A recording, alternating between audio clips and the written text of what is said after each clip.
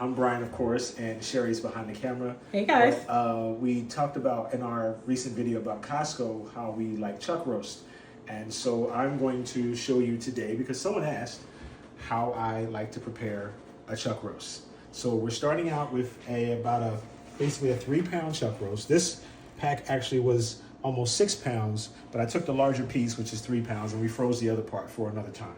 So I'm taking a 3-pound chuck roast, and I'm gonna clean it off a bit, because I do usually wash meat, just to get any debris that might be on there off. Have you ever experienced debris being on it? No, but just to be safe. Okay. Yeah, Costco isn't known for particles, but No, not at all. but I appreciate you being thorough. I'll let that drain as much as possible. And we're gonna put it here in this paper towel, because we're not ready to put it in the pan just yet.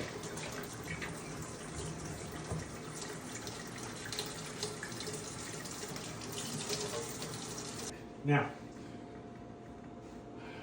for me, it's complicated to try to season both sides and all the other stuff. So what I like to do is, since it's going to lay in the pan, I just put the basic seasoning, salt and pepper, in the pan itself.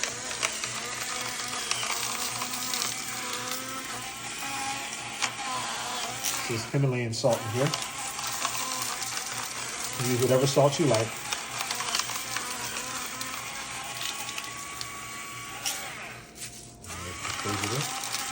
There we go. And also some black pepper.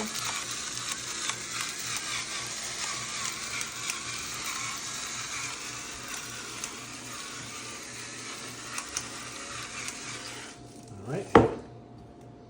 A bit of garlic powder, granulated garlic, whatever you like to call it.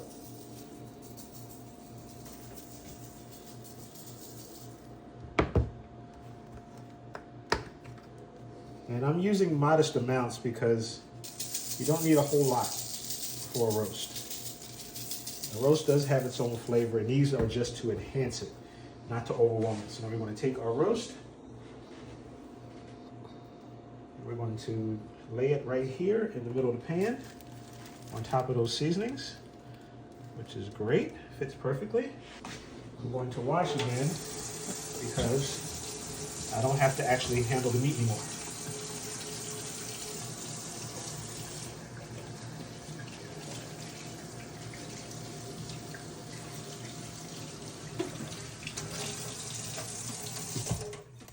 All right, now that we have the roast in the pan, you'll notice also, you'll pan this way, sweetheart, the oven is already set at 250 degrees, and that's important. I'll explain that later.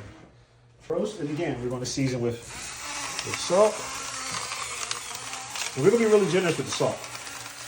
How much would you say is in the roast? How much you put on there? How much salt? Yeah. A really decent coating, as you can see. It's not all going to necessarily soak in. It's just going to bring flavor out.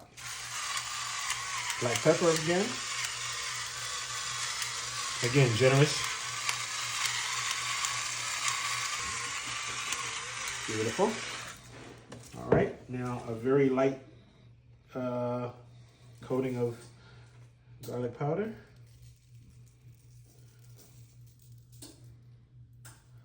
Don't want to overdo it.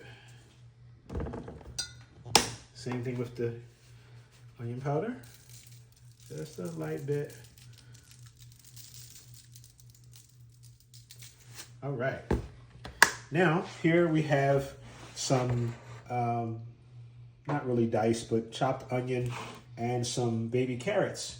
And we're going to line the outside around the roast with the onions and carrots. The onions will impart flavor to the roast, and the carrots will also soak up the flavors as well, which is just a nice side vegetable to go with it, whether you have some rice or some noodles, whatever it is you decide to have as your starch.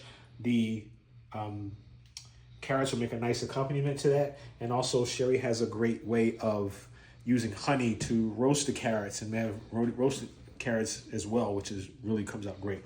The nice thing about the carrots is, since they're slow cooked, these will come out nice and soft when everything's said and done. You sound like Bugs Bunny. You know the rest. Putting a few carrots in here. Then put some onions.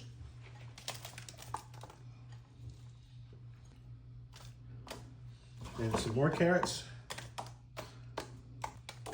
And some more onions. We'll put a few on top. Why not?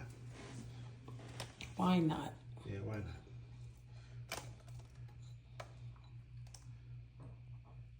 And if you want it, you could put your own seasonings in here. You could put chunks of garlic in here. You could put whatever seasoning you like. Some people like rosemary and thyme. Whatever you feel is appropriate. But for me, this is a great base flavor. Some people like to put a binder on the meat before adding the seasonings. A really good binder that a lot of people may not think of for meat like this is mustard.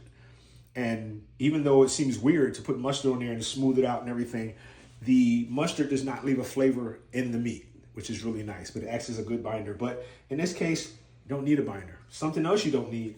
Some people add water to the pan after they put all this in. It's completely unnecessary. A big roast like this, that's this thick, will create plenty of juices to keep it moist throughout the cooking process. We don't want any moisture to escape while it's cooking.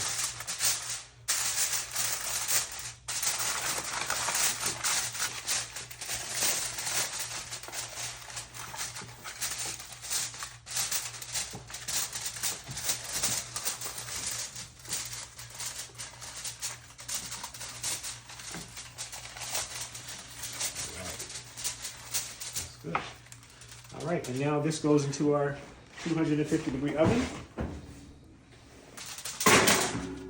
A good rule of thumb for a chuck roast is about an hour of cook time for each pound of roast you have. So for us, that would be 3 hours.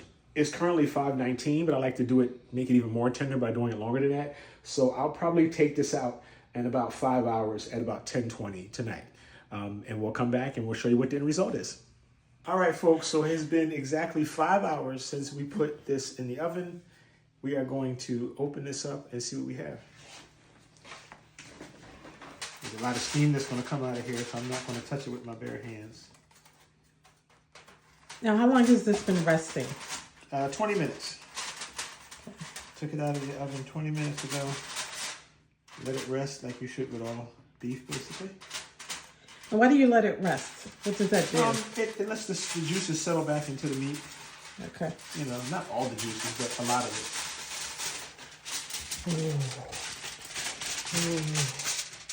And there we are.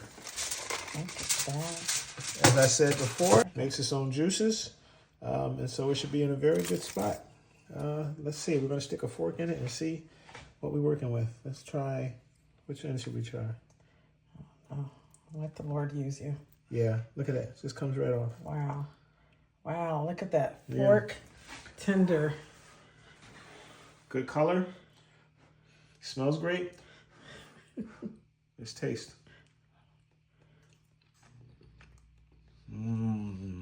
That's beautiful. It's beautiful? That's really beautiful. It doesn't need anything? Do you need more salt and pepper? It's beautiful. It's just the right amount of salt. Yeah, that's good. Let's get a close-up of that. Yeah, nice and tender.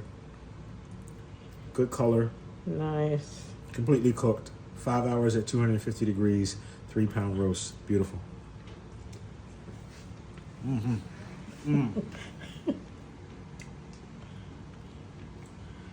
That's on point.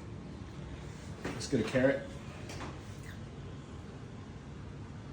Oh, it smells so delicious. Yes, it's wonderful.